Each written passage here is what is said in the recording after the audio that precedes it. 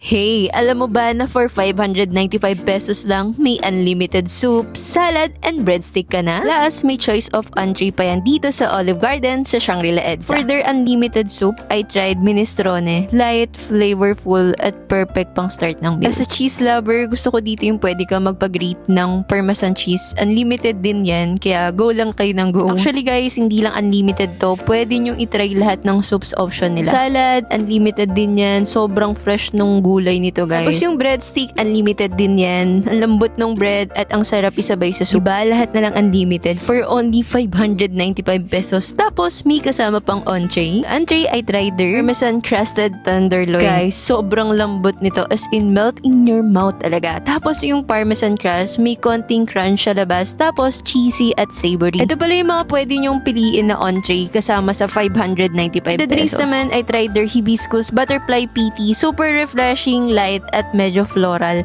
Perfect siya pang balance after all the creamy and cheesy dishes. Of course, hindi mawawala ang dessert. Kaya naman we tried the warm Italian donuts or zeppoli. Pillowy, soft, and coated in vanilla sugar. Tapos sinry din namin yung chocolate brownie lasagna nila. Ang rich niya, chocolatey at sobrang indulgent nung lasa. So if naghahanap kayo ng comforting casual dining Italian-American food na 595 pesos lang, this is your sign. And yes, Olive Garden is a concept of the bistro group. Kaya quality talaga from start to finish.